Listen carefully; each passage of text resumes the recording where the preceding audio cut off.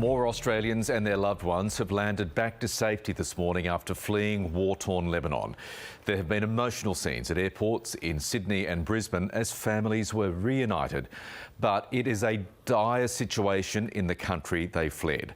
UN aid workers say Lebanon is now facing what they're calling a spiral of doom, similar to Gaza, and there are now fears the country won't be able to feed itself with farmland either abandoned or ablaze. As Israel's offensive expands, Prime Minister Benjamin Netanyahu says one of its airstrikes took out the main set to replace Hezbollah leader Hassan Nasrallah.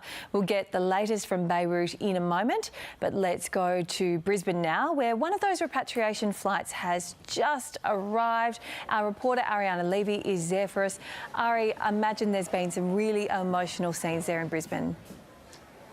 Yeah, good morning, Bridget. That's exactly right. We spoke to so many family members that were eagerly waiting here in the early hours of this morning. Now, this charter flight that landed in Brisbane arrived at 3:53 a.m. local time. So, as you can imagine, so many family members and loved ones who woke up very early just to see their family come through those doors. Now, we saw those reunited and it was just such an emotional scene. So many who've said that they're filled with relief that their family members are safe and have returned, but also anxiety because so many loved ones are still in Lebanon, and exactly as Michael said earlier, it is very much a dire situation. A lot of these people that were on this chartered flight that landed in Brisbane even told the ABC that effectively as they were taking off from Beirut, they could actually see a bomb go off right next to the tarmac. They've shown us videos and pictures. It is quite a concerning situation, and they've literally said that effectively they don't know what else to do and they're so scared. Even coming here this morning, so many people were scared still and shaken, many with their families, but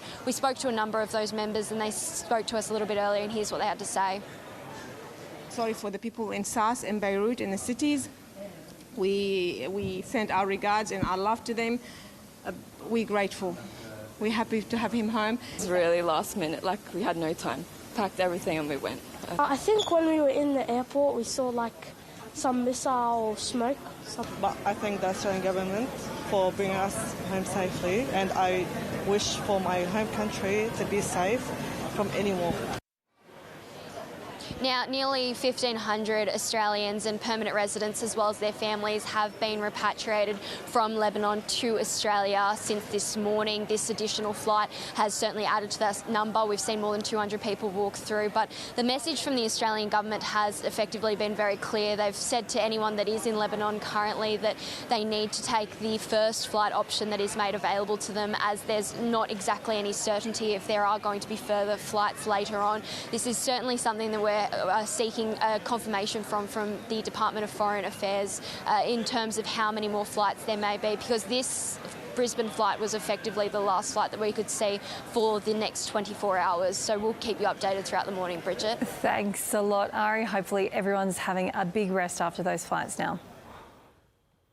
Let's take you to Canberra now, because the Prime Minister returned to the floor of the House overnight to apologise for a comment he made during question time. Isabel Rose in our Parliament House Bureau to tell us all about it. Isabel, good morning. So, yes, explain what happened here. Well, the Prime Minister was in question time and he was being asked for a second time about whether or not his government was making changes to negative gearing. It was something he was getting frustrated about. He was fielding a lot of interjections from the opposition, and that actual question came from the Shadow Treasurer Angus Taylor. So as he heard those interjections, the Prime Minister went across the table and directed this to Angus Taylor. The idea, I mean, this nonsense that they carry on with, the idea that we're... Have you got Tourette's or something?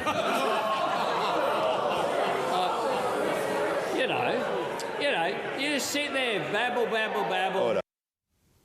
Now, in the next few seconds, the Prime Minister seems to realise what he said, and he says, I withdraw, I apologise, and debate continues. But you can see the faces of some of the government members behind him looking pretty stony-faced. Those faces spoke volumes indeed. So what was the fallout from the PM's comment? Well, there was some pretty strong criticism from the opposition. The Shadow Health Minister, Anne Ruston, called it despicable. She said that the Tourette's community in Australia deserves the Prime Minister's respect. There was also a post on social media from the Green Senator Jordan Steele-John, who said that casual ableism is still ableism. Claire O'Neill, a government minister, she's been on other breakfast TV shows on Channel 7 this morning, saying that the Prime Minister is human and that people misspeak, and that he immediately apologised. He also then went back into the chamber, the very last thing that happened at 8 o'clock last night, and he made a more formal apology. Today in question time, I made comments that were unkind and hurtful. I knew it was wrong as soon as I made the comment. I apologised and I withdrew as soon as I said it. But it shouldn't have happened. And I also want to apologise to all Australians who suffer from this disability.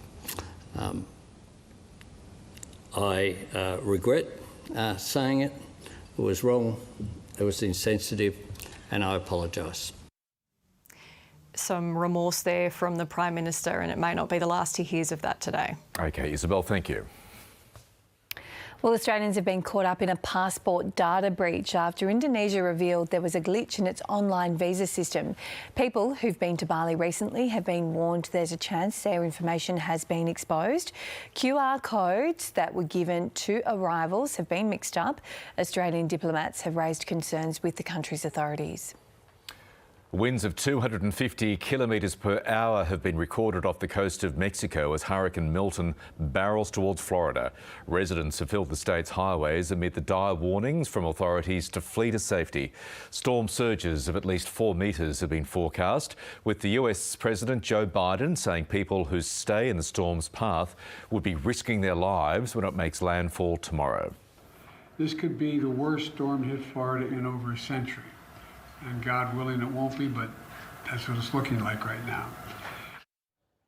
Police have arrested a 34-year-old man over the fatal stabbing of a relative in Darwin's northern suburbs. Paramedics were called to the residence late on Monday evening, but were unable to revive the victim, a 37-year-old sister girl from the Tiwi Islands. NT Police say the incident is being treated as domestic violence. Get you to respond to that. Do you think Cohen is... The ACT's Chief Minister and opposition leader have traded barbs in their only televised debate of the election campaign. Labor's Andrew Barr and the Liberal Party's Elizabeth Lee faced questions over the cost of living, hospitals and the Canberra Light Rail. They also disputed the costings of a Liberal plan to cap rates and cut payroll tax. There's the moderator, James Glenday. Voters go to the polls on Saturday week. Adelaide teacher Alex Dighton will have another tilt at winning the state seat of Black for the Labor Party in a by-election to replace former Liberal leader David Spears. Mr Spears has quit politics and will face court next month, charged with drug offences. The Liberals are yet to choose their candidate for the marginal southern suburbs electorate. And a French man has claimed a new world record in the death-defying sport of death diving. Chom Guido plunged 44 metres from a waterfall in central Spain, reaching speeds of more than 100 kilometres per hour. It almost goes without saying to kiddies and adults out there, never try this at home.